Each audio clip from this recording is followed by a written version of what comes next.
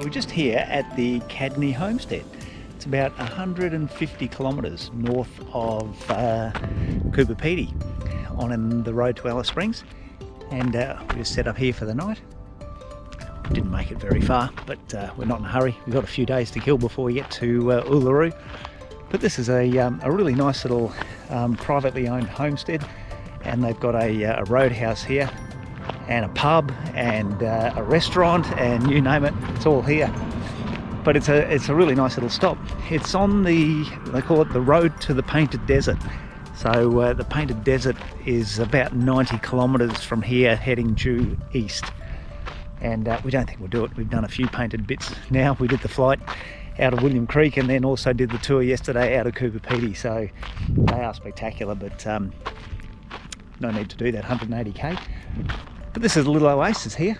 This is the powered section. There's probably room for 30 vans, I'd say.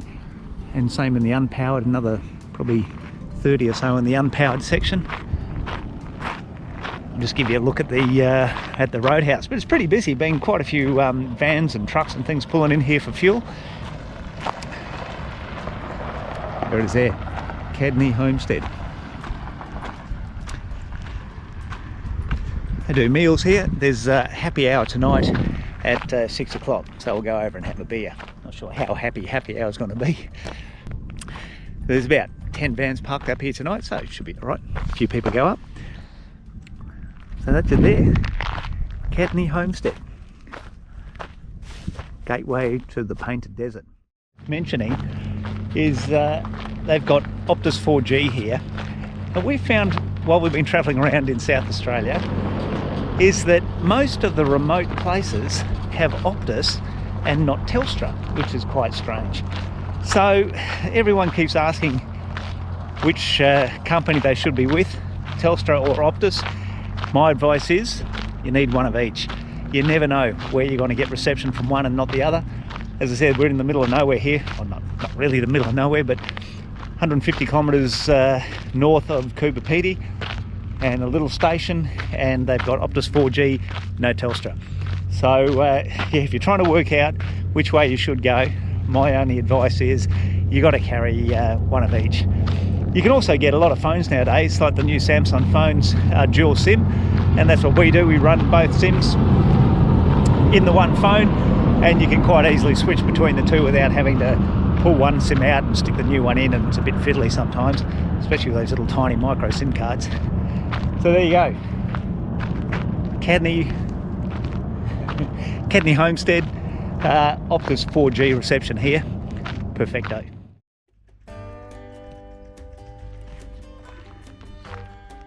Quiet little camp. Now the road trains have stopped coming through. We've got it all here. We've got highway about 50 metres in front of us.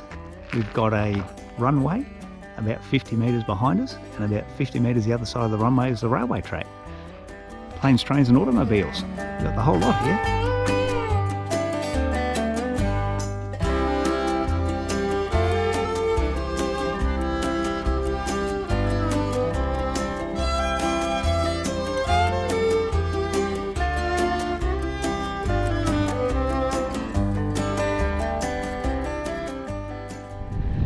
So here we are on the South Australian Northern Territory border, actually facing the wrong direction at the moment,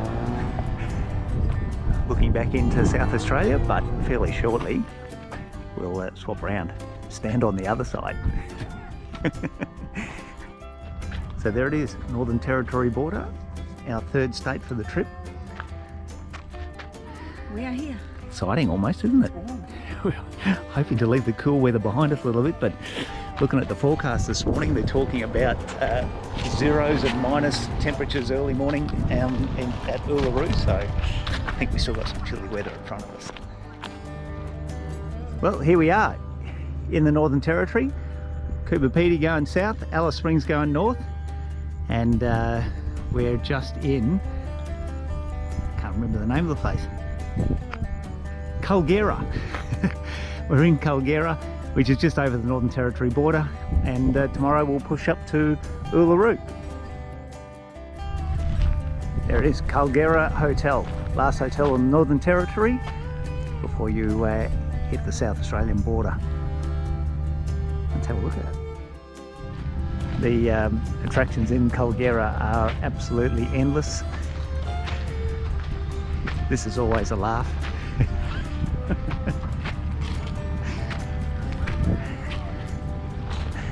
See all these bikes. The Fink Desert Race is on next weekend. You're right.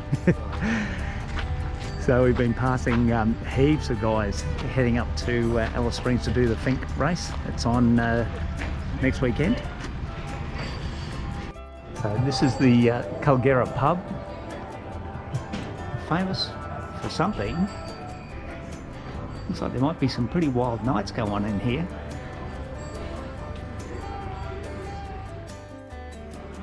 Looks like a lot of people left here without much support.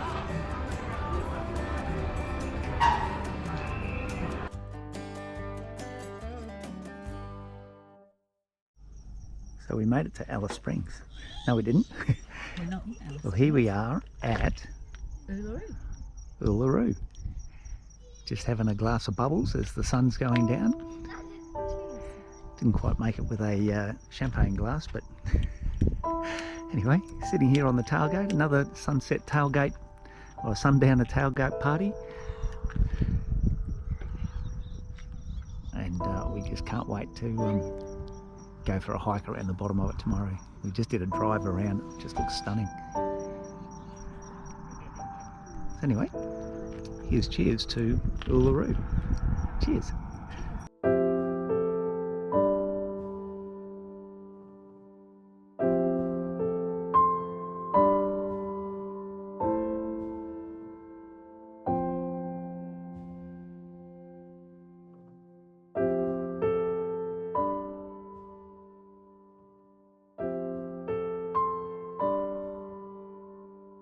So we're up very early this morning to come and see the sunrise over Uluru,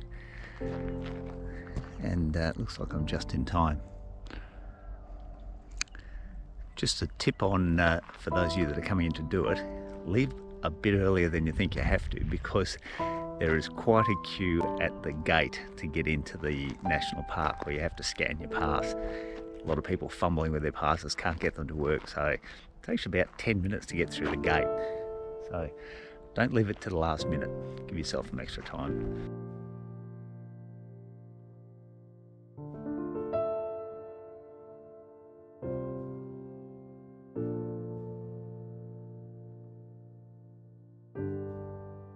We're going to tackle the walk around the bottom of Ayers Rock, Uluru.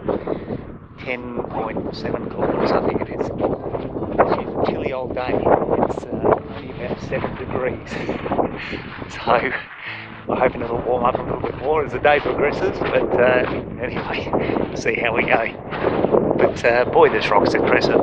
Looks great from a long way away, but when you get closer, it's even more impressive. It's just stunning. And now we believe, to the watering hole. There's a permanent water pool at the base of the rock, just in here. You don't realise just how many really large caverns and gorges there are into the rock. It's quite amazing. The Matijulu Cave.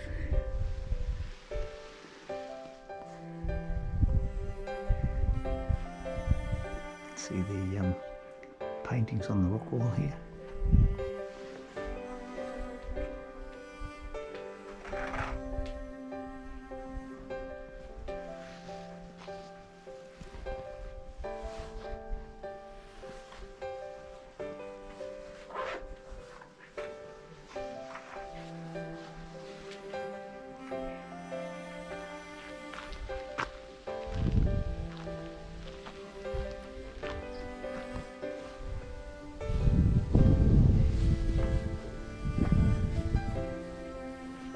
We're venturing back into the shady side now.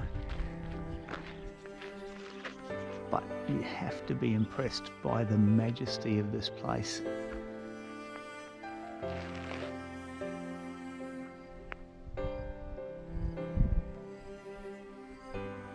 Just looking into the crevice where the permanent waterhole is.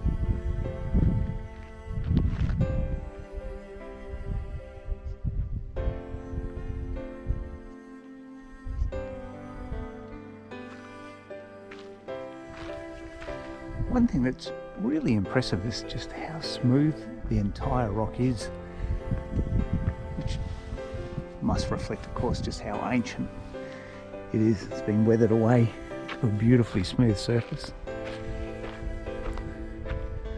And just how abruptly it just disappears into the ground. I don't think I've ever read how much of this they think is actually underneath the ground. Wow. The other thing that's really impressive is the bird life. There's just thousands of these little zebra finches everywhere, and then budgerigars as well. You just hear them chirping away in the bush all the time. It's quite beautiful. A bunch of these zebra finches just up on the tree up here. You won't see them, they're tiny.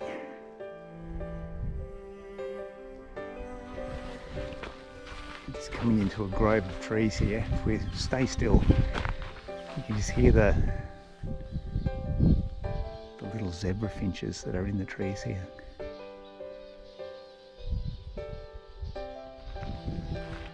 The trees are just full of them here. There's the most predominant feature of the rock, or one of many. It's an amazing feature, but it's interesting, we haven't actually seen any information on the traditional stories behind it, which is a bit unusual. Being one of the most predominant features, you would think that there'd be a story about it for sure, but I don't know, maybe a bit further down the track we'll find something. Vegetation's very different on this side of the rock compared to the other side. The other side seems to have a lot more water around it. Quite lush trees and lots of green grass. But over here it's very dry. The predominant feature of these white flowering plants, which are pretty cute. So today we're at Kata Tjuta. I think that's how they say it. It used to be known as the Olgas. Quite spectacular.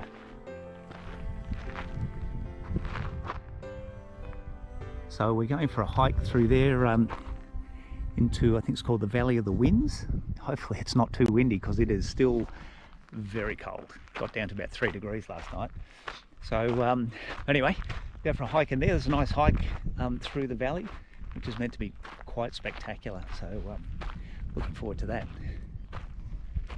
But they are very impressive.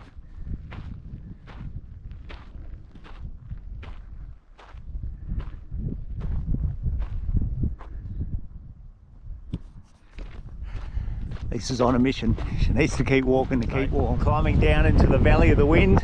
Not really sure why they call it that. It's about 7 degrees. You'd think you're in the snowy mountains, the way that people are rugged up. It's freezing.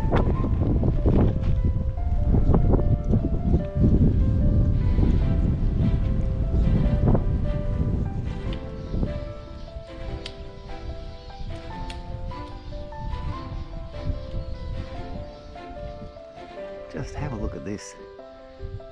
It's just stunning.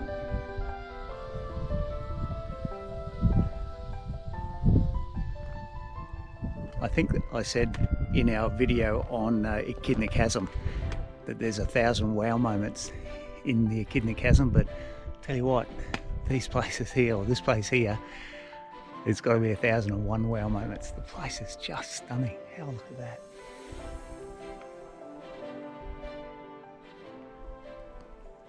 So surreal at the moment. Just beautiful. When you're walking in these places, you've got to remember sometimes just to stop walking and stand still and just listen, because the sound of silence is unbelievable. At the moment in here, there's no birds, there's no wind, there's nothing. It's just absolutely dead quiet. It's just beautiful. So, Ayers Rock gets all the glory of this place, but I'm telling you, I reckon Kata Tjuta, and I apologise if that pronunciation is not correct, to me steals the limelight. This place is just mind-blowingly beautiful. So we're at the second lookout now. It's looking back in the direction that we came from, and then I'll just pop over the ridge here and show you the other direction. It's a bit windy there, so I apologise for the noise, but have a look at it this way as well.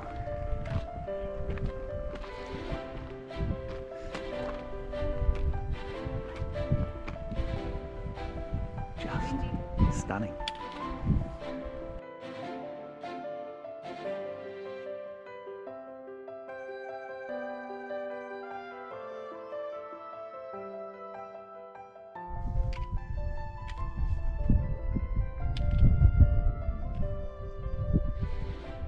Just have a look how high these cliffs are. It's really hard to get the scale of it, but look at this. That's one side. That's the other side. That would have to be 150 metres above us. Easy. Out of the valley now. That's it, just in behind us, you can see it there. Down onto some plains that are out in the middle of the rock formations. But I don't know how many times you can say it, but wow, this place is just stunning. Absolutely mind-blowingly beautiful. Even warm, shedding some layers. So what are we? We're 3.6 kilometres into the walk. It's 7.2 or something, isn't it? So halfway. Loving it. So many birds, little finches and budgerigars, just everywhere. I don't think we've ever done this walk this slow. No, stopped so many times to look around. Different sort of flower here. You've got the big nullas, I think they call them, or bullabullas, I think they are. That's what they call them in WA. And then these are just a little bit different, a lot smaller, but just as beautiful.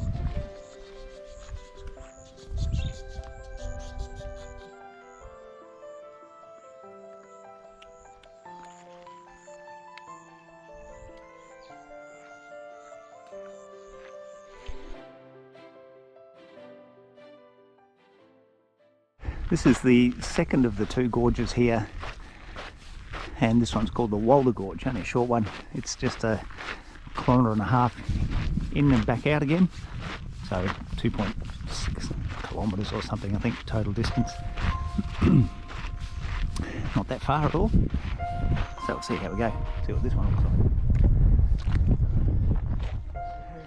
Once again, it's really hard to gauge the height of these cliffs, but they've got to be 200 metres high. Have to be at least that. Right now we're going to measure this, see how high this wall is. So Lisa's, we'll call it 2 metres. So we got 2 plus 2 plus 2 plus a lot of other 2s plus all the way to the top. Yeah, 200 metres. Give or take a foot or two. Give or take. Into the gorge. Just stunning. Just been overhearing a conversation with a guide who said that the cliffs here are 546 metres above the car park level. So we reckon the car park's probably about 80 to 100 metres underneath us here, so 400 odd metres high. So I underestimated a bit. Looking back towards Western Australia. Hi, Mum. Actually might go for a little drive down that road. Don't know whether we'll go all the way to the border. But this is the start of the Great Central Road that runs from Alice all the way through to Laverton in WA. This is this road here through Uluru, and the Olgas is part of that road. As I said before, Ayers Rock gets a hell of a lot of publicity, or Uluru I should say, sorry. Uluru gets a lot of publicity as the star of the show out here, but boy oh boy, if you're coming out this far, don't miss the Uluru-Kata Tjuta. Do yourself a favour. Do yourself a favour. They are mind-blowingly beautiful, absolutely stunning.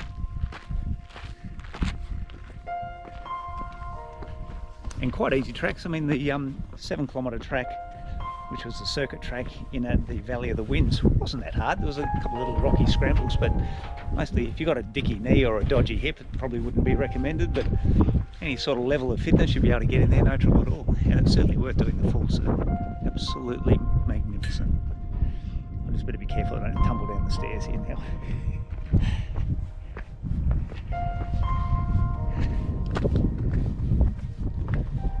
So there we go, this is the turn off to the WA border through the Great Central Road that takes you into Laverton in WA. Let's just stick our noses down and have a look. See what WA looks like. I wonder if it's changed at all. Big bunch of guys and gals and kids and things just at the one of the gorges there. Probably would have been 8 or so of them, all with off-road vans and four-wheel drives, filthy dirty, so it looks like they might have come across the Outback Way, Great Central Road, WA border, 190 kilometres. That's not far. Yeah. See if we can go and get a cup of coffee.